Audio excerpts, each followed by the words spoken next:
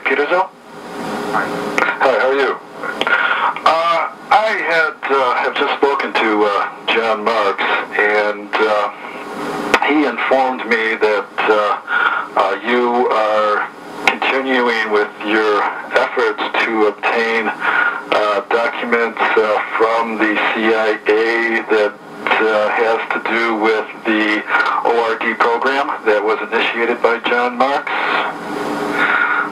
I also read that this release of information has been denied by the Supreme Court. I'm sorry to hear that. That's true, right? What? No, John Marks had filed the Freedom of Information Act back in 1977, and for files on ORD, Office of Research and Development, documents from the CIA. And he stated to me, just recently, I talked to him.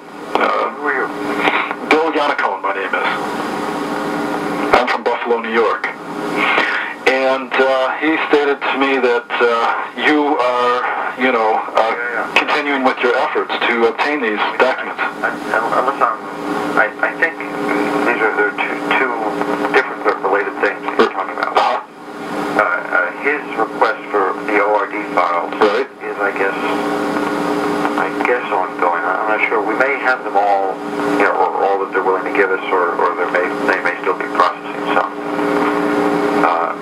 Then there was a case called Sims, in which the Supreme Court decided, I think this is what you're talking about, in which the Supreme Court decided, or supported the CIA in the contention that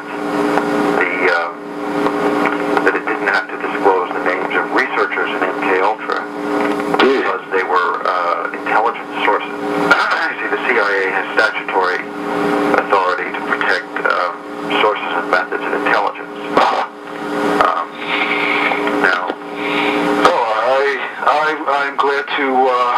I'm glad to hear that the files of the ORD program are still being processed.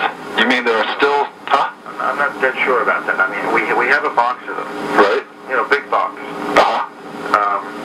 And I'm not sure whether that's supposed to be all of them or whether there are more that are still to come. But as far as I know, there's no court decision that affects those, except insofar as the names of the researchers. I think I can be of great contribution to your efforts on that program, not from the inside, but from the outside. In other words, I have been subjected to the accumulating techniques. I mean, as far as I can see, and from what I've researched, all that the CIA has developed and acquired over the years has used on me, against me and for me.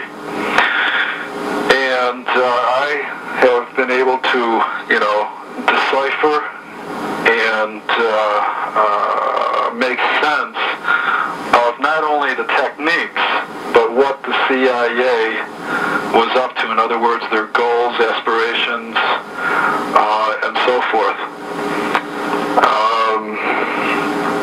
I am in the process of litigation here in Buffalo that are pointing, that are, in other words, I've obtained trying to obtain certain records because there were certain processes done in, the area medical facilities. And at this point, the only thing that my lawyers are able to obtain are, obvious missing records, okay? I can get into specifics. However, it's obvious that there's certain records that are missing, okay?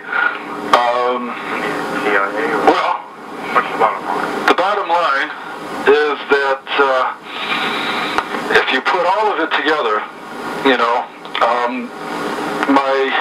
there's been a great long period of my life, okay, that has been an attempted study by the CIA, okay, and I think there's a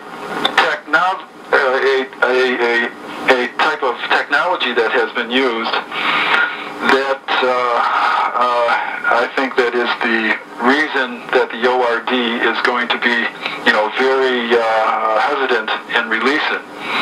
And this technology has to do with the bioelectrical transmitter. Okay, Steve Aldrich and ORD had developed a transmitter whereas they can scan the bioelectrical impulses of the brain and transmit images. Sort of, like as the brain does on its own in a dream state. And with these images, they transmitted metaphysical symbols. And of course, there, are implications that the CIA, was also at that same time that they made these, that they used me for that experiment, that they had been influencing radical thinkers at that time, 1968, that happened, to propagate, LSD and the psychedelic drugs as a form of mind-altering or consciousness-expanding drug.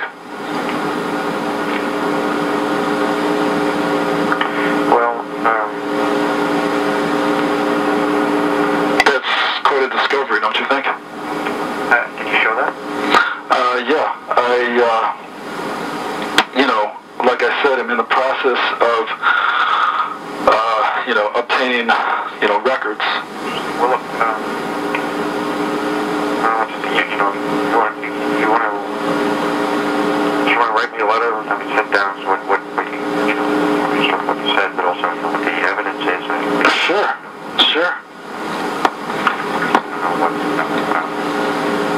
Legal assistance. Okay, sure. Where can I write you? J. Peterzell. J? Yeah.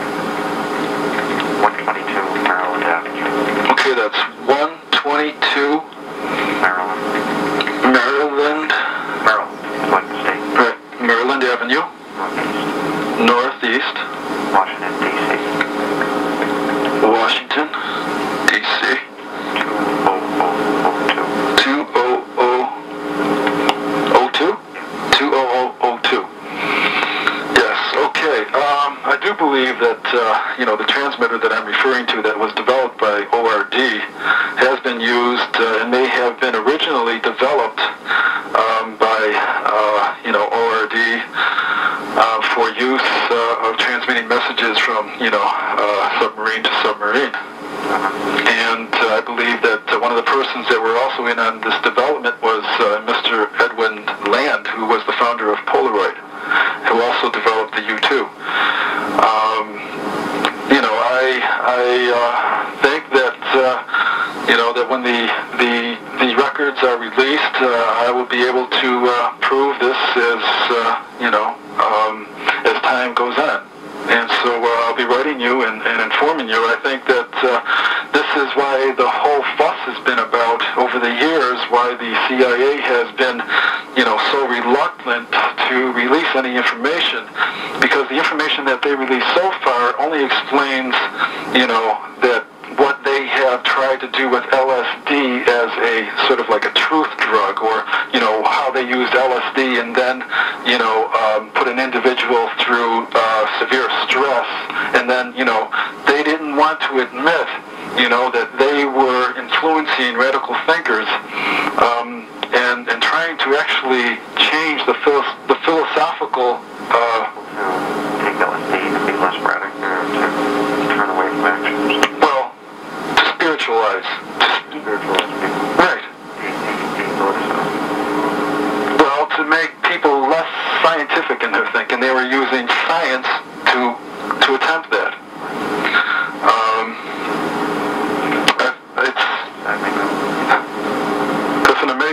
discovery. I mean, I know that is a theory. Yes. I think Marx talks about it. I think that's why the CIA is very reluctant to disclose that. They wouldn't want to know that, they were actually, influencing the whole, movement during the 1968 era. Okay, so I can write you and we can correspond. Sure. Great. I'll let you know what I think. And I do. if you, I'm sure that with enough effort, we will, you can be able to obtain that information from ORD. Do you think? I mean, I've got to tell you, these things are hard to prove, and